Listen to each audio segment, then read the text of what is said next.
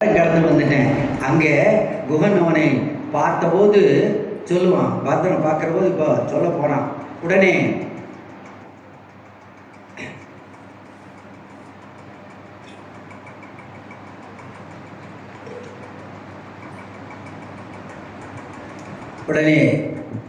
நேராக நான் அண்ணனை அழைக்கணும்னு சொன்னாங்க. இப்போ எல்லாரும் புறப்பட்டு வர்றாங்க. கூனியும் சேர்ந்து கூட வர்றாங்க. கூனியும் கூட சேர்ந்து வர்றா. சத்துருக்கு நீயும் வர்றையா அப்படின்னா, அப்போது எல்லாரும் அப்படியெல்லாம் சொல்லக்கூடாது என்று பரதன் நம்மளை அடக்குகிறார். இதுவா ராமன் நமக்கு அண்ணன் கற்றுக் கொடுத்த பண்பு. இன்னார் செய்தாரை ஒருத்தல் அவர் நான நன்னயம் செய்து விடல் என்று சத்துருக்குன்னு பரதன் நடக்கிறான். எல்லாரும் வர்றாங்க. வர்றதை போது வந்து நூற்றுக்கணக்கான படகுகளில் வர்றாங்க. பார்க்கிறான் குகன். பார்த்த உடனே நினைக்க, ஆஹா வா வா வா வா, நீதாண்டா என் நாயகன் ராமனை காட்டுக்கு அனுப்பி நீதான் வந்துட்டியா?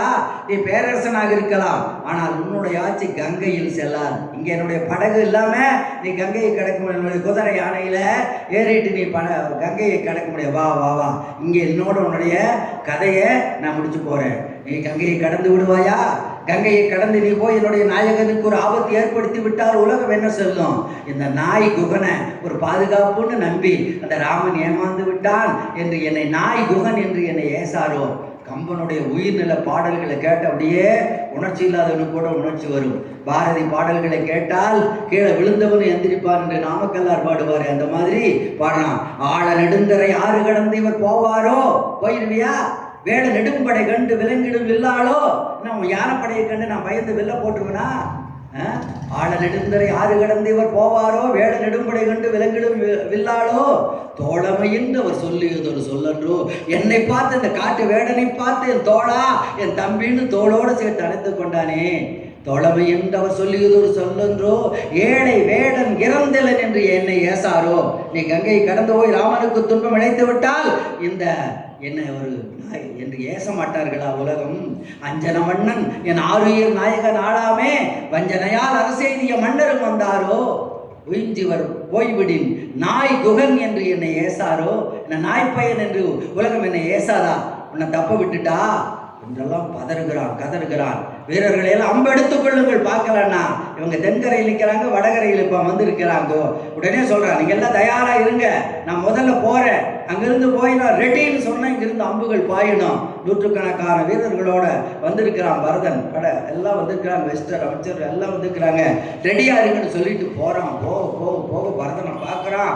பரதனை பார்த்த உடனே நினைக்கிறான், ஐயோ ராமனை நம்ம சித்திரகூடத்துல கங்கையை கடந்து சித்திரகூடத்துல விட்டுட்டு வந்தோமே, மீண்டும் ராமன் எப்படி நமக்கு தெரியாமல் இந்த வடகரைக்கு வந்தான் அப்படின்னு நினைக்கிறான். ஏன்னா ராமனை போலவே ஜடாமுடி கட்டி, ராமனை போலவே காவியாடை கட்டிட்டு அப்படி நிற்கிறான்.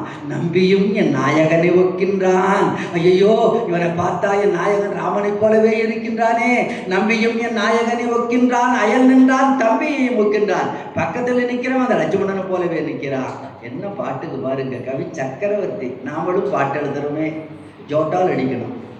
நம்பியும் என் நாயகனை ஒக்கின்றான், அயல் நின்றால் தம்பியை ஒக்கின்றான், தவ வேடம் தலை நின்றான். எம்பெருமான் பின்பிறந்தார் இழைப்போரோ பிழைப்பு என்றான். எம்பெருமானுக்கு பின்னாலே பிறந்தவர்கள் தப்பு பண்ணுவாங்களா? ஐயோ வேடர் குல புத்திங்கிற சரியா போச்சு. படிப்பறிவில்லாத வேடன், அதனால இப்படி நினைச்சிட்டோம்னு தலையில தட்டிட்டான். நேரம் போறான். வில்லு தானா தரையில விழுகுது. நேரம் முன்ன போறான். வற்கலையினுடையானை மாசடைந்த மெய்யானை நற்கலையின் மரியன நகையிழந்த முகத்தானை கற்கணிய கடிகின்ற துயரானை கண்ணுற்றான். விற்கையினின்று இடைவீழ விம்முற்று நின்றொழிந்தான். வில்லு தானா கீழே விழுகுதம்மா. போனா யாரை யார் முதலிலே தொழுதார்கள் இன்னைக்கு ஆராய்ச்சி நடக்குது. பரதன் இவனை தொழுதானா, இவன் அவங்கால விழுந்தானான்னு முடியல. 2 பேர் தலையை முட்டிக்கிச்சு. அவன் தலை இவன் விட அவன் தலை 2 பேரும் நேருக்கு நேரம் விழுந்தாங்களாம். பார்த்த உடனே நினைச்சான், தாயுரை கொண்டு தாதை உதவிய தரணி தன்னை தீவினை என்ன நீத்து சிந்தனை முகத்தில் தேக்கி போயினை என்ற போது புகழி நோய் புகழ தன்மை கண்டா 1000 ராமனின் கேடாவ தெரியணுமா. போடா ராமனை நான் பெருசா நினைச்சிட்டு இருந்தேன். 1000 ராமர்களும் எனக்கு நிகராக மாட்டார்கள். ஏன்னா அரசாட்சி கிடைத்த அரசாட்சியை விட்டு தவ கோலத்தில் வந்து நிற்கிறாய். 1000 ராமர். அவன் 3 மடங்கு நல்லவள்னா இப்ப 1000 ராமர். இன்னும் பின்னால கோசல கடைசியில சொல்ல போறான், கோடி ராமர்களும் எனக்கு நிகராக மாட்டான்னு படிப்படியாக உயர போறான். அதனாலதான் பங்கவல் குணத்து பரதன் என்று தாய்க்கு அவன் சொன்னான். உடனே எல்லாரையும் எங்கள் அண்ணன் எங்கே இருக்கிறா எல்லாம் நிகழ்ச்சி சொல்கிறான். அப்போ தான் நல்லையாண்டம் இந்த மெயின் அழகுலாம் சொல்கிறான். உடனே அழைச்சிட்டு போகிறான். படகுகளில் தாய்மாரும் பரதனும் சத்ருகுணை பார்த்தவங்க வசிஷ்டர் அமைச்சர்கள் தனி, வீரர்கள் தனித்தனி படகுல எல்லாரையும் அறிமுகம் பண்ணுறான் பரதன். இதோ பாரு, இவங்க தான் அந்த ராமனை பெற்றெடுத்த தாய், உலகத்துக்கு ஒரு நாயகனாக விளங்குகின்ற ராமனை பெற்றெடுத்தவள், ராமனுக்கோட பிறந்தவர் தம்பிகளும் இருக்கிறார்களே என்று சொல்லுகின்ற அந்த லட்சுமணனை பெற்றெடுத்தவள்னு சொல்லிட்டு, இதோ இருக்கிறாளே ஒருத்தி, இவ இந்த பாவி குடலில் தான் நான் பிறந்தேன் என்று அன்னை கைகேயி அறிமுகம் பண்ணானா. கோசலை வணங்கினதை விட சுமந்தரையை வணங்கினதை விட எடுத்த கை விடாம கைகையே வணங்கி கொண்டிருந்தானாமா குகன். மகராசி, நீ இருந்ததுனால தானே எனக்கு ராம சம்பந்தம் கிடைச்சது, நீ இல்லைன்னா ராமனை நான் பார்த்துருக்க மாட்டேனே என்று கைகேயிக்கு அதிக வணக்கம் போட்டானா. எல்லாரும் போனாங்க. சித்தர்கூடத்திலே தங்கி 5 நிமிடத்தில் நிறைவு செய்து கொடுக்குறோம்.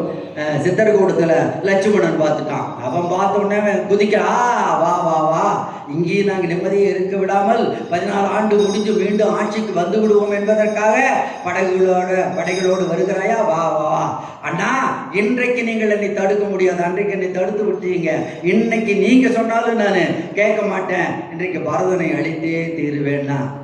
ராமன் சொன்னான், யாரை பற்றி என்னப்பா சொல்ற, தர்ம தேவதைன்னு சொல்றாங்களே, அந்த தர்ம தேவதை தான் ஒரு வடிவமாக வந்திருக்கிறது. தர்மத்தின் தேவதன்னை, செம்மையின் அச்சாணி தன்னை, செம்மை என்று சொல்றாங்களே, செம்மை குணம், அதற்கு ஒரு அச்சாணியாக இருக்கின்றவனை, தர்ம தேவதையாக இருப்பவனை இப்படி நினைக்கலாமா? பாரப்பா, கையில் வில்லை காணோம், தலைக்கு மேல கூப்பிய கரங்களோட வில்ல வச்சிருக்கிறான், தலைக்கு மேல இப்படி கூப்பி வணங்கி கொண்டு வருகிறான், அப்படியே காவியாடை கட்டி இருக்கிறான், நம்ம போலவே ஜடாமுடி தடுத்திருக்கிறான், கையிலே வில்லை காணும், வடிக்கின்ற கண்ணீரோடு வருகின்றான், கவலையோடு வருகின்றான். இதுவா போர்க்கோலம், பார் பார், நன்றாக உற்றுப்பார், நீ ஏமாந்து விடக்கூடாது, நல்லா பாரு, ஏதாவது மறைச்சு வச்சிருக்கிறானா என்று நன்றாக பாருன்னா. லட்சுமணனும் பரதனுடைய தவக்கோலத்தை பார்த்தான். ஐயோ தப்பா நினைச்சிட்டுமே நினைச்சு அண்ணனை பரதனை வணங்கினான். அதற்கு பிறகு வந்தான், ராமனை தழுவி கொண்டான். கண்ணீரால் பரதன் ராமன் அண்ணனை நீராட்டினான், திருவடி பணிந்தான். அப்பா நலமா இருக்கிறாரான்னு ராமன் கேட்டான். பரதன் அதற்கு கண்ணீராலே விடையளித்தான். ஒருத்தர் வேட்டுங்க, அவர் நல்லா இருக்கிறாரான்னு நம்ம அழுதோம்னா பேச வேண்டியதில் புரிஞ்சுக்குவாங்க.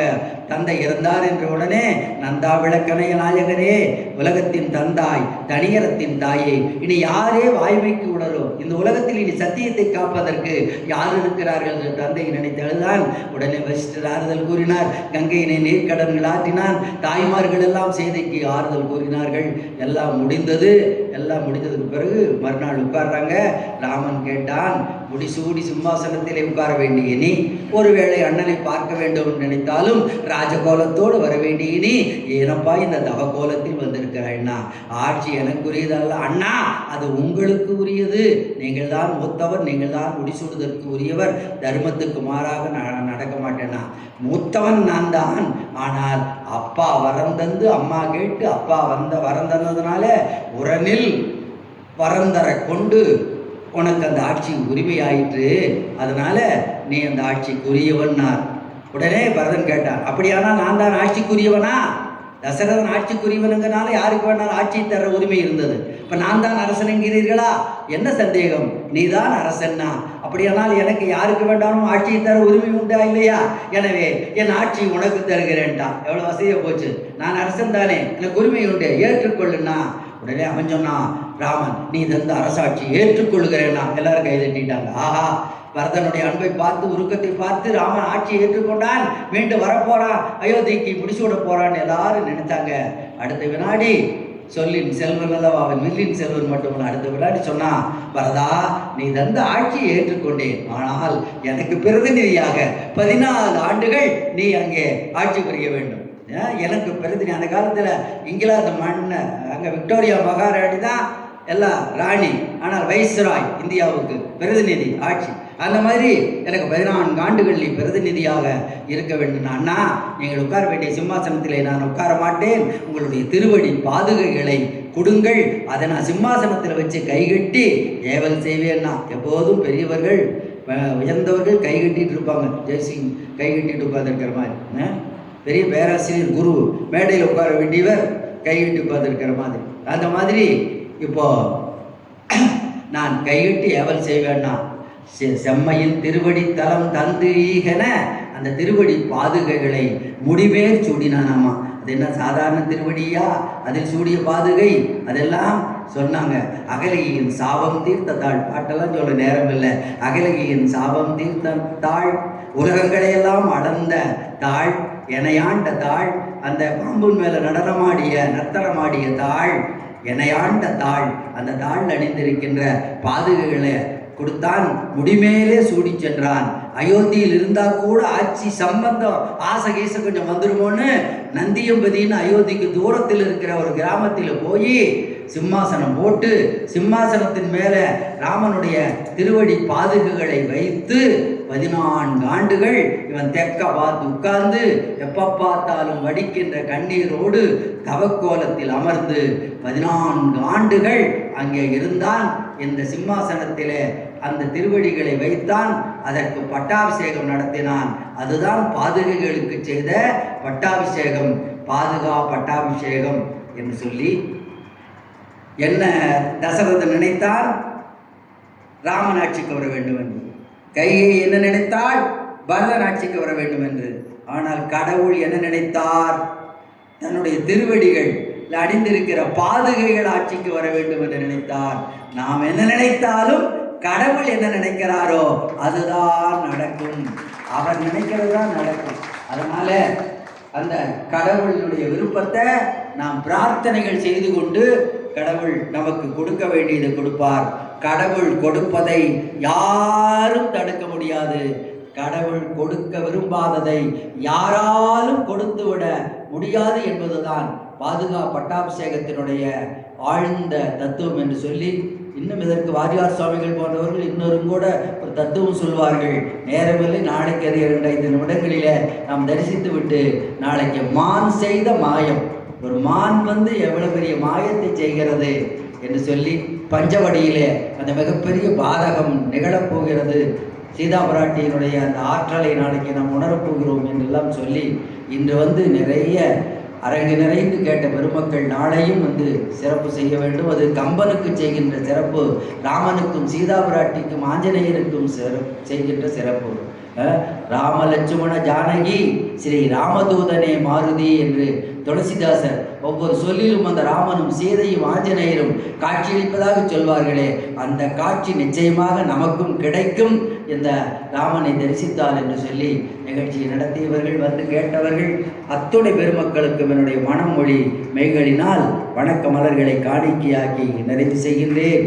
ஜெய் ஸ்ரீராம், ஜெய் சீதாராம், ஜெய் ஹனுமான், ஜெய ஜெய ஹனுமான்.